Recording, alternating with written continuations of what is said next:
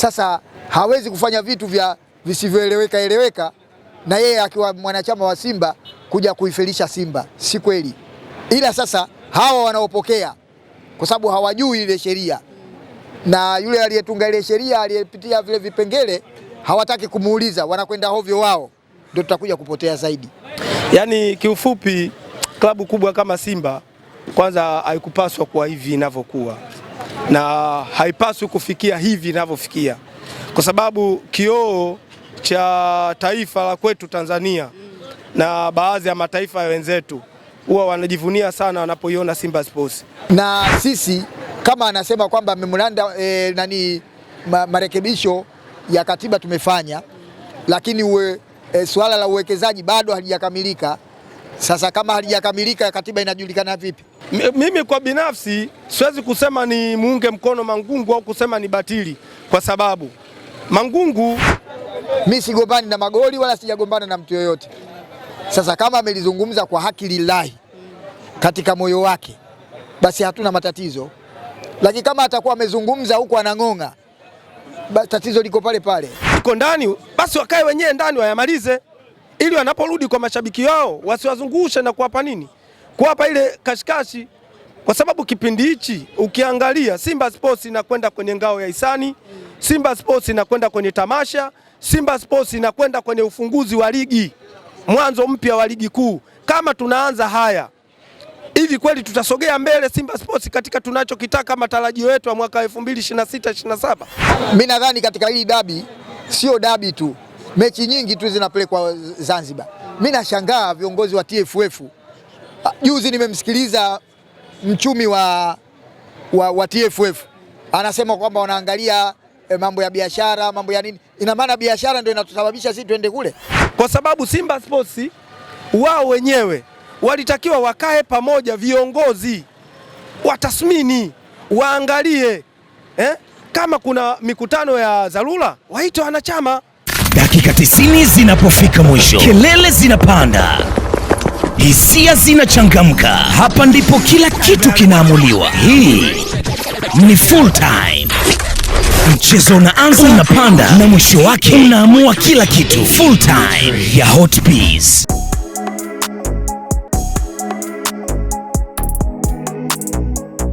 Mtazamaji, na hapa nimepata nafasi ya kukutana na Mr. Benjamin, ama ukitaka unamwita Alibase Geye. Kwema ndugu yangu? Kwema dada, bali ya wewe? Mimi niko poa ndugu yangu. Familia? Tunamshukuru Mungu, sijui kwako. Mimi namshukuru Mungu ndugu yangu. Msimbazi mbona mambo kama yanataka kuwa mengi? Msimbazi mambo yanataka kuwa mengi, si unajua tena, na viongozi wetu bwana wanataka kutupa pressure, watupe tumbo joto. Wanataka kutupa miamko, wakati sisi klabu kama Simba Sports, klabu kubwa, klabu ya Afrika. Nasikitika sana katika hili ambalo linalokwenda kuendelea, hasa hususan kwa viongozi wetu wa vilabu.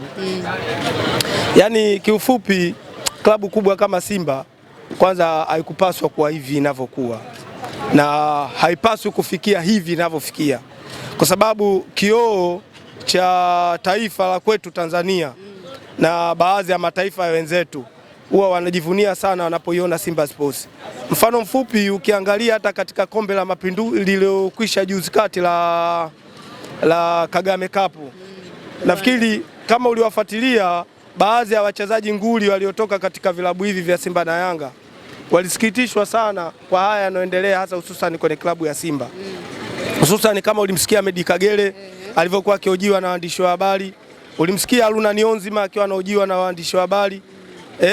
Walikuwa wanasikitikwa kwa sababu hawajaizoea Simba kuwa hivi, na Simba wanaifahamu. Kwa hiyo kama wachezaji kama wale nguli ambao wa mataifa tofauti wanakuwa na masikitiko kama hayo, hususani alipendezi kwa hasa katika klabu kama kubwa kama ya Simba Sports. Kwa haya yanayofanyika sasa, tumeona Murtaza Mangungu mwenyekiti wenu amefanya kikao na ameteua baadhi ya watu, lakini kuna watu wanasema kikao ni batili, wengine wanamuunga mkono Murtaza Mangungu. Wewe uko upande gani? Mimi kwa binafsi siwezi kusema ni muunge mkono Mangungu au kusema ni batili, kwa sababu Mangungu yeye utaratibu anaufahamu, si ndivyo? Kama taratibu za Simba Sports zinajieleza na anazifahamu, na yeye ni kiongozi mkubwa, Kwa nini asingefuata matakwa ya katiba inavyosema na utaratibu wa katiba unavyosema? Unamwelezaje kama yeye ni kiongozi? Mipaka yake iko wapi na kipi anachotakiwa kuamua kwa nyakati gani? Ndicho anachotakiwa kukifanya Kwa sababu ukifanya kitu kama kiongozi wa juu ghafla binivu bila kushirikisha baadhi ya wengine, pia ni tatizo. Ni tatizo kwa sababu unatakiwa kiongozi kama kiongozi, kwanza uwe na busara. Pili, unafata miongozo ya katiba yako inasemaje. Tatu, kaa chini na wenzio, jamani, tuamue letu liwe moja, twende katika mstari huu. Lakini sio mambo haya yanayoendelea. Baadhi ya wanachama wengi wanalalamika. Mfano anakuja kama mkutano ule uleisha kuzimiwa taa, wanalalamika. Leo hili linatokea hili. Klabu kama Simba ya kwenda kufanya mkutano kwenye uwanja kweli? Na mashabiki wengine wanasema na wanachama wanasema taarifa hizo hawakuwa nazo. Ndio nasema hivi, klabu kubwa kama ya Simba na mikutano yake inajulikana, sehemu za kufanyia mikutano wanazijua. Leo ikafanye kwenye uwanja, kwenye mihadhara, yani kama mnakwenda kufanya vitu ambavyo vile vya wanasemaje, kipindi cha nini kile cha mihadhara watu jamani, au kama kampeni fulani. Sio kweli, sio sahihi. Simba hatujafikia huko, Simba Sports hatujafikia huko hata siku moja. Viongozi katika hili wakae waliangalie tena upya. Simba hatujafikia level hiyo hata siku moja. Utaratibu wa Simba unajulikana, na watu wapitie tena, warudie tena kwenye vipengele vya katiba vya mikutano ili wajue sheria na taratibu za mikutano na inapaswa kufanyika katika kipindi kipi. Kama kuna mikutano ya dharura, pia katiba inaruhusu na inaeleza, na sheria na taratibu zipo zinaeleza, lakini sio katika hili. Wewe ni kama mnaipunguzia hadhi Simba yenu. Sio kama ukizungumzia kuipunguzia hadhi Simba, tunaipunguzia hadhi na tunakosea heshima ya nembo ya klabu ya Simba.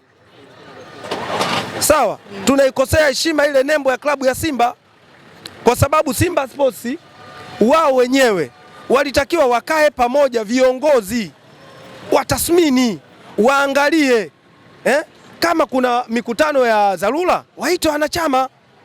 Kama kuna mikutano ambayo wenyewe viongozi kama viongozi ya ndani wanataka kukaa, basi waitane, wazungumze, watengeneze jambo liwe moja, ili sio kuwayumbisha wanachama pamoja na wapenzi na mashabiki wao, kwa sababu kila mtu anaongea la kwake. Media nyingi mkizungumzia, sikilizieni, mtasikia kila mtu anaongea cha kwake. Huyu ataongea hili, huyu ataongea hili, huyu ataongea hili. Robo tatu ya Watanzania wengi au wapenzi wa klabu ya Simba wanakwambia sio sawa. Sasa kama klabu kubwa kama hii, robo tatu ya mashabiki na wanachama wanakwambia sio sawa katika hichi kinachoendelea kwenye klabu ya Simba, viongozi nyinyi, maana yake mlichokitenda mmewakosea wale mliowatendea. Kwa hiyo ina maana hakuna umoja kwenye uongozi wa Simba. Sisemi kama hamna umoja. Mimi naamini umoja upo. Mimi naamini viongozi umoja wanao. Ila tu jambo moja tu na rai kwa viongozi, waangalie umoja wao wanaujenga vipi kwa mashabiki na kwa wanachama wao. Katika hili si sahihi. Kwa hiyo warudi tena chini, waangalie jinsi gani ya kusimama pamoja na kuinuka pamoja. Kaondoka hapa mzee wangu mzee Mtitu ameongea kauli moja ya kusema, tazama wenzetu jinsi walivyokuwa na umoja. Unajua kwa nini wale wanakuwa na umoja na kwa nini wanakuwa na sauti moja? Kwa sababu yule aliyekuwepo pale tayari wanaamini kwamba yeye ni nguzo kwao, na maana yake anapotoa kauli moja, bwana tuende hivi, wanafuata. Sasa sisi tunashindwa nini katika lile? Kinachotushinda ni nini? Kwa sababu mashabiki wako tayari kuwasikiliza wanachama, wanachama wako tayari kuwasikiliza viongozi. Viongozi nini shida? Kama iko ndani, basi wakae wenyewe ndani wayamalize, ili wanaporudi kwa mashabiki wao wasiwazungushe na kuwapa nini, kuwapa ile kashikashi. Kwa sababu kipindi hichi ukiangalia Simba Sports inakwenda kwenye ngao ya hisani, Simba Sports inakwenda kwenye tamasha, Simba Sports inakwenda kwenye ufunguzi wa ligi, mwanzo mpya wa ligi kuu. Kama tunaanza haya hivi, kweli tutasogea mbele Simba Sports katika tunachokitaka matarajio yetu ya mwaka 2026-27? Na kuna baadhi wanasema ni kwa nini ikitokea kuna mambo makubwa ya Simba na kwenda kuanza, labda hii ngao ya jamii kuna kuwaga na mambo kama haya, lengo ni kuifanya Simba ifeli ama ni kitu gani? Yaani mimi kusema ukweli naweza kusema kwamba wanafanya haya kwa kutukosea.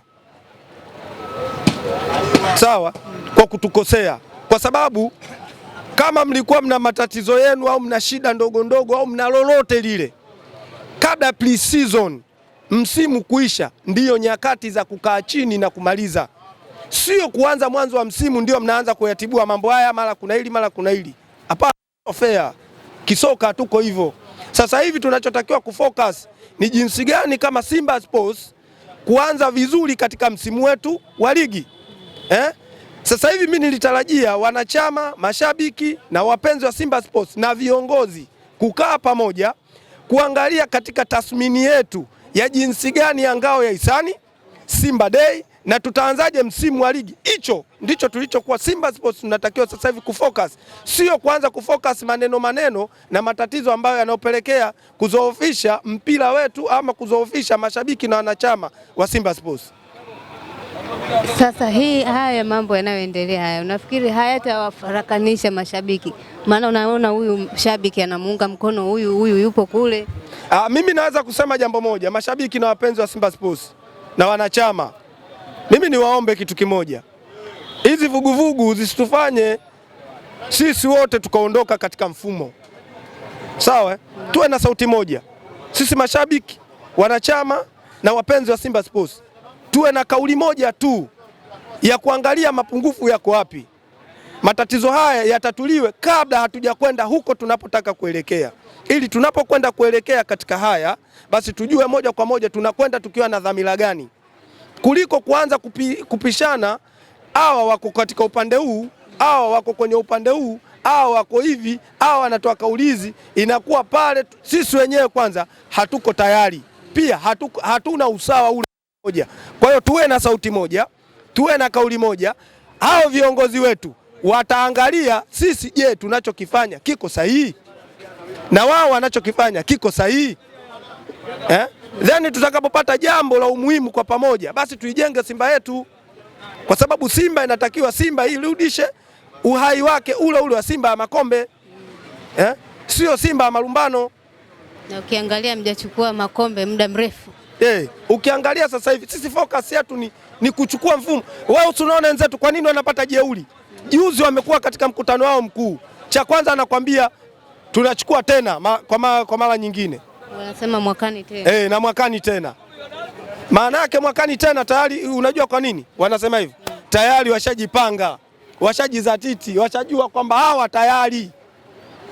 Yaani kabla hawajaja uwanjani, kabla hawajaanza ligi washachoka. Yaani wanachoka kwa maneno na bado katika vitendo vya viwanjani. Na ile kauli ambayo hamuipendi kwa tajiri wao washaitamka tayari. Ndio maana yake. Na kama umemsikia tajiri amekwambiaje kwamba mwakani anasemaga Yanga bingwa. Yaani wale tayari, ndio maana yake narudi pale tayari wenzako washaka katika nini? Kwenye mfumo.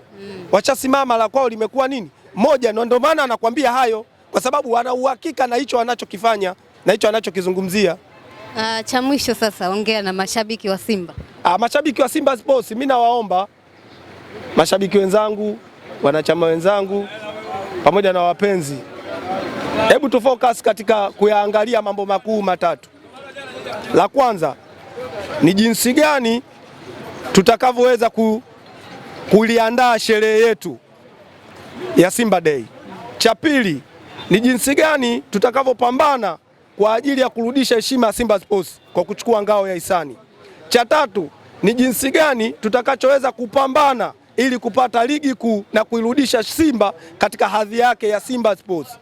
Mimi ninawaomba sana mashabiki, wanachama na wapenzi, hebu tufocus ni huko. Viongozi wao wenyewe kwa wenyewe, hebu wakae ndani.